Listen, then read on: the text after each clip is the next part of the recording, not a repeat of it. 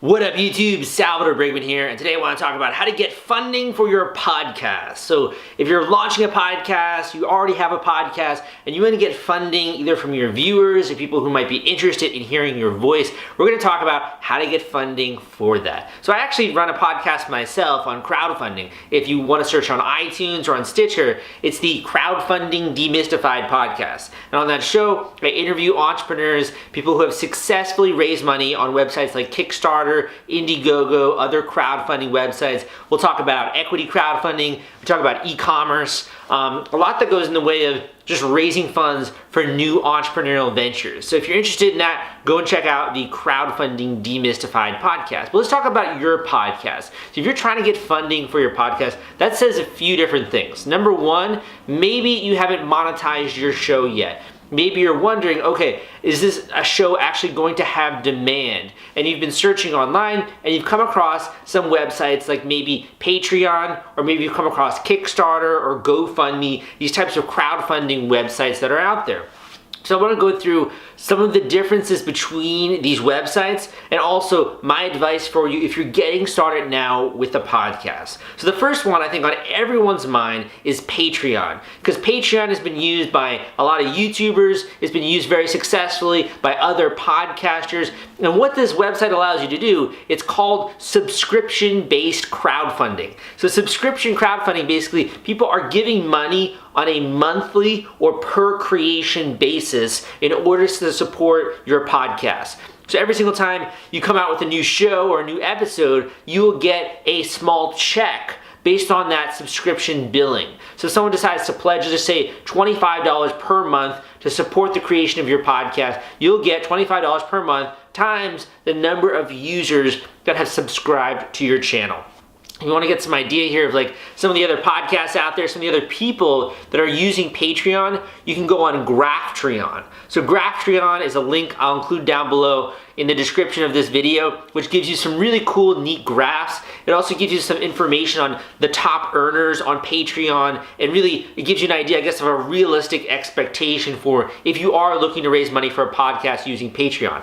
Now you should be aware if you're doing one of these campaigns, you need a pitch video and you also need campaign text, just like with a traditional crowdfunding campaign. This is really meant to sell people, sell the sizzle, if you will, of the steak and get them interested in actually supporting your podcast. What are they going to get out of it? The best thing about Patreon is that you have these different reward tiers that can be unlocked once someone actually supports your Patreon campaign. So in exchange for pledging money on an ongoing basis, I might gain access to exclusive rewards or a secret Facebook group, or maybe be able to see the behind the scenes of the show, or have special episodes that are released only to those that are following the creator on Patreon. These are all examples of ways that you can sort of sweeten the deal for people that are interested in supporting your podcast. That's really the bread and butter of how Patreon works. In addition to Patreon, you also have traditional crowdfunding websites like Kickstarter and Indiegogo. And technically, the podcast is a project. You can raise money for projects on Kickstarter and Indiegogo. Now, at the same time, though, with a Patreon campaign, you have this pitch video, this campaign text, these rewards.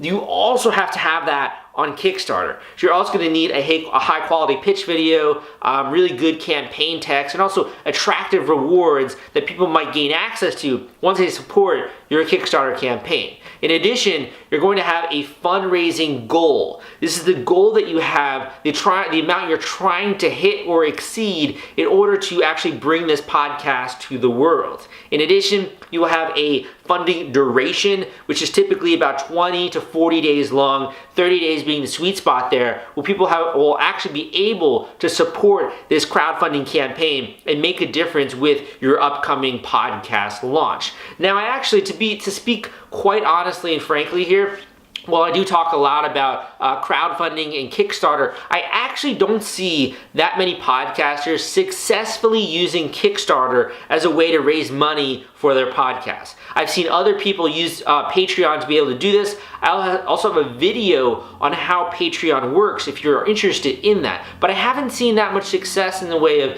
Kickstarter or Indiegogo campaigns that have raised a bunch of money for their podcast. So I would approach this medium with a little bit more hesitancy and caution. Go out there and look at some of the other campaigns, some of the other projects that are listed on these two major crowdfunding websites. That's going to give you a little bit of better of an idea of should you actually spend the time to launch a Kickstarter campaign for your podcast.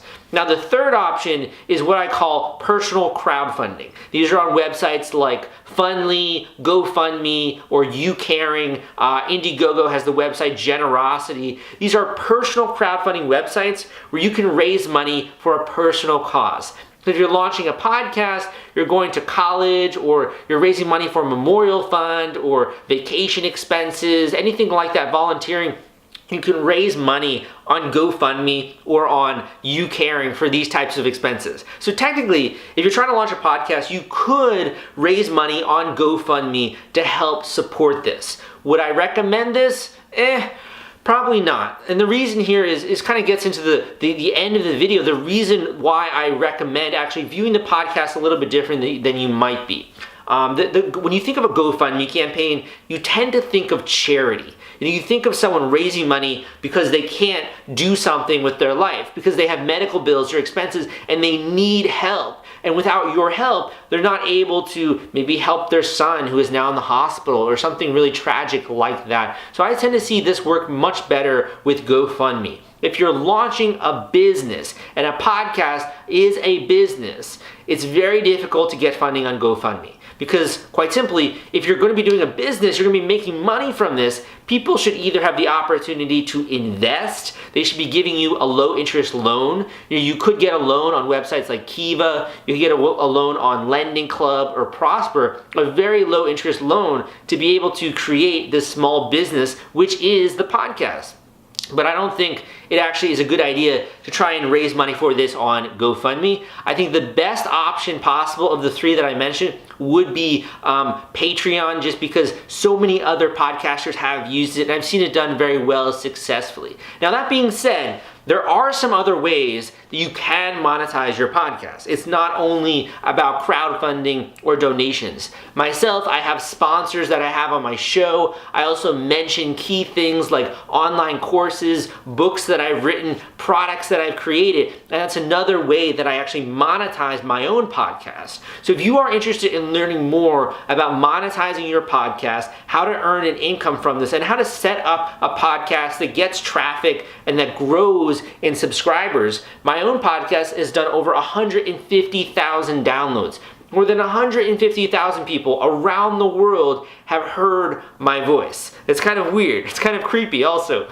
I've met people in person who have said, like, wow, I listened to your podcast. It's weird to hear your voice like coming out of your mouth. It's kind of interesting, kind of like a weird scenario. But if you are interested in doing that, you're interested in getting your voice out there, you want to have subscribers, you want to get traffic and downloads, you want to make money from your podcast, I can show you how to do that. And really just share the blueprint that I've put together for my own show and how I've gotten traffic in these different things. So I actually have a book out there on Amazon called Podcasting for Beginners. It's a beginner's guide to podcasting. If you want to check it out, I will include a link down below to this book, which is available on Amazon. I also have an Audible version if you want to listen to it while you're in the car, or you're at the gym, or you're doing something else. Maybe you're cleaning your room. I don't know. You can also listen to it that way. And I have a physical version if you're more of a reader. But that gets into most of my advice and tips when it comes to crowdfunding for your podcast and actually seeking funding for that. You have to view it as a business, and you have to understand where these different revenue streams are going to play in the long run. I hope that was helpful. If you want more videos on crowdfunding, be sure to hit that subscribe button and also give me a thumbs up if you did like this video. And finally, if you have any questions, leave it in the comments down below. I'll do my best to get to them. Again, my name is Sal, and I'll see you next time.